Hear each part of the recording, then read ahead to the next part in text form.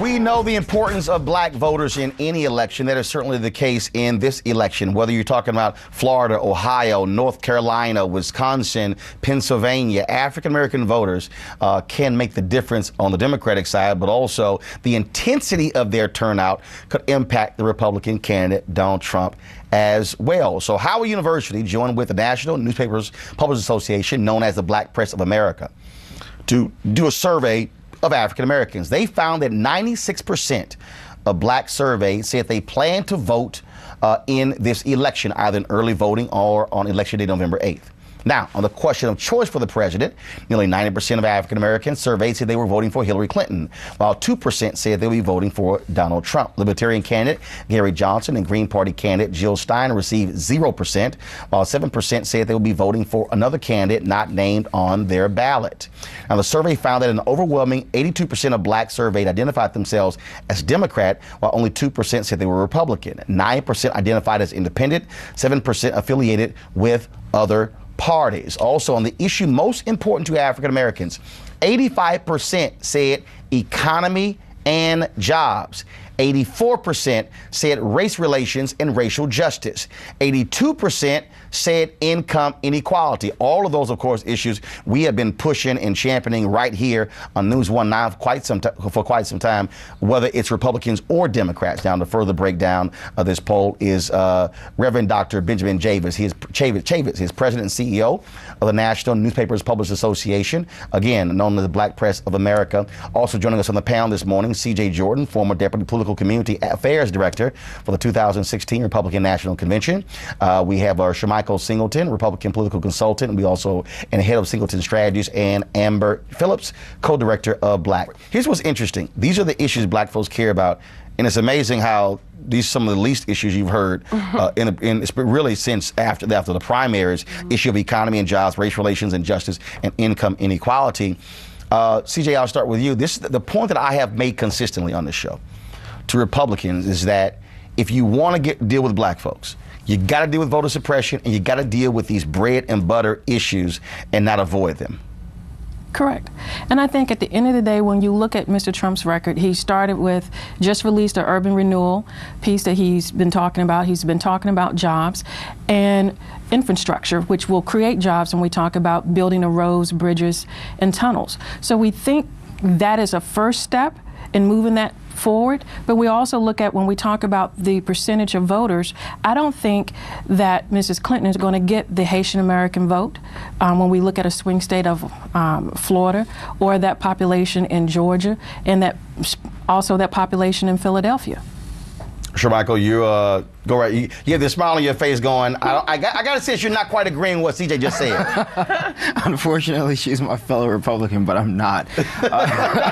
I think, I'm not surprised by the results of the polls as far as many African Americans considering Secretary Clinton. That's a norm. I think we have indeed, what I think we find most interesting, Roland, is we've seen a decrease. Usually African Americans, you at least get around 9%, at least around 12% that will support the Republican candidate. We're seeing 2%. That should be very concerning to many Republicans. My question, though, and I've been looking at a lot of other polls, ORC, Wall Street Journal, New York Times, others, that have shown that while a majority of African Americans do say they will support Hillary Clinton, there is indeed a decrease in turnout in early voting from 2008 and 2012, and that should be concerning. Well, first of all, let's keep in mind, Amber, there's several different things here. First and foremost, you have President Obama is not on the ballot. Right. So, it's hard for us. I think if we're going to actually compare turnout, you really got to compare 2004 when you had right. But the other piece is, and we can't overlook the fact, and this is why I said voter suppression, and this is why I've been highly critical. And look, y'all know, and I've been hitting this thing, and Donald Trump has not addressed this issue, CJ, and that is what you're seeing there. So, for instance, yesterday, 2 days ago, we had Congresswoman Alma Adams on the show. Greensboro, North Carolina, 300,000 people in that city. The first week of early voting, one early voting location, because and according to the federal courts, the North Carolina GOP specifically looked at black turnout and said they're voting in the first week, they're voting on Sundays, they begin to strip those down. And so it's also, you combine Obama not being on the ballot with these changes in early voting, with the whole issue of voter ID and other voter suppression efforts, it's no shock you have that. But as it relates to the Clinton campaign, this is why black folks were telling them 9 months ago. This is the first time you don't have the Voting Rights Act. This is all in terms of presidential election. Y'all better have a real black game plan if you're trying to turn out, because it's not whether you get 90% of the black vote, it's how many people come out. Right, and I think that's also an exciting part about this election, is this opportunity to kind of highlight the voter suppression that has happened since Barack Obama's run. President Barack Obama's run, but also highlighting that I think that young people are highly involved, and black young people are highly involved in trying to do these, be a part of these last minute pushes. And I think it's also important to note that still it's not doing, these voter suppression tactics aren't helping the Republican Party as well, with the turnout rate decreasing. And I'm really hoping that young people and black folks, well, I know they will come out and support this election. Sure, Michael, real quick before I got to go to the phone. Really quick, we finally had Dr. Chavez. Go ahead. But at the end, it's a matter of momentum and your ability to turn out your constituency. Right. And it's that quite means clear. ground game. Absolutely. Absolutely. Which we know the Clinton campaign has extensive ground game compared to Donald Trump. Yeah, that may he's be not the knocking as many doors. He hasn't even hired as many staff. That may staff. be the case, Roland, but keep in mind there are far more battleground states that we're now seeing that were Clinton weeks ago, and now that trend is beginning to change, and that should be a concern to the Hillary Clinton campaign. I want to go, we have Ben Chavez on the phone line now. Dr. Chavez, first and foremost, give us a sense of how many people that you guys survey as a part of this Howard University NNPA poll. Right. We called 22,000 telephone calls were made, and of the 22,000, we actually sampled over 900 African-American registered voters who voted in 2008 and who voted in 2012, and 96% said they're going to vote in 2016. So we have a good sample. You know, a lot of polls don't ask the right questions to black people, and then therefore they don't know whether they're going to vote or not. We do. We're predicting a high voter turnout in 2016, despite what some of the pundits are saying. In your particular poll, you also asked the question as related to the whole email controversy, and black folks overwhelmingly said they don't care.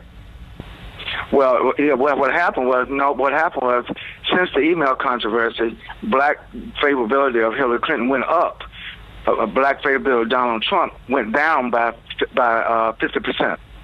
You also say the top 5 issues that were raised, and we mentioned earlier, jobs in the economy, race and justice, income inequality, high-quality education, pre-K to 12, and health care. Yes, those were the issues that were identified. There were other issues, but those were the top 5 to 6 issues. And people felt very strongly about it. I think that, again, Roland, if you want the right answers, you have to ask the right questions. And a lot of the polls where black people are skewed and black people are minimized in the polls, this was exclusively black registered voters across the United States. When we begin to talk about, again, what we care about and what's critically important, this is also why, you know, I've said this, and some black folks who got really upset with me, and I've said that if Republicans want to get a higher share of the black vote, they have to be willing to engage black people where they are on their issues. Not waving a flag, not saying, oh, come vote for us, but say, these are where our issues are on this, but also they have to contend with the parties on the state level dealing with voter suppression. Everything else is a non-starter unless they deal with that. Absolutely, and that's what we also found in the Howard University NNPA National Black Voter Poll, is that, you know, black folks are upset with this voter suppression. But what it is, they're not walking away from the voting booths. They're going to stand in long lines again, like they did in 2008, like they did in 2012. And I predict the lines in November the 8th are even going to be longer. But you know what? Black folks are pissed off. They're not going to let nobody drive them away from voting. We paid a heavy price for voting. We're not going to let the Republicans turn us around on Donald Trump or nobody else. And so one of the things that what also surprised you in this poll, these 22,000 calls for African Americans? Well, I want to say this, give a shout out to black women. Black women are leading. 70% of the poll respondents were black women who know what time it is, and they're going to make sure our brothers show up to the poll. Well, that's interesting because that was in 2012, that was a 9-point gap between black men and black women. Fewer black men voted for President Barack Obama in 2012 than they did in 2008.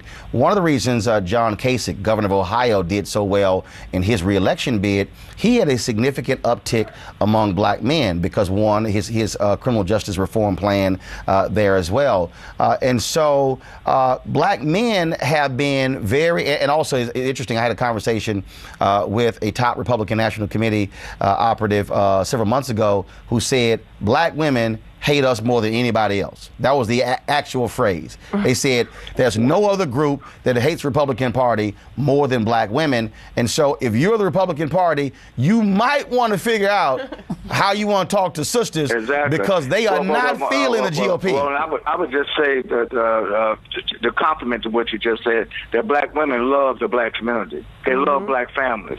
They want to make sure their children get a good education. They want to make sure there's economic development, some opportunity to move up and acquire wealth in the society. And so that's why they're leading the charge. And I can guarantee you, at every voting place where black people are concentrated, there are going to be long lines of black women and brothers, too. All right, then. Dr. Ben Chambers, we surely appreciate it. Thank you so very much. Kickstart your day at 7 and get the news you need from the perspective you want. NewsOne Now with Roland Martin. Every weekday morning at 7 on TV1.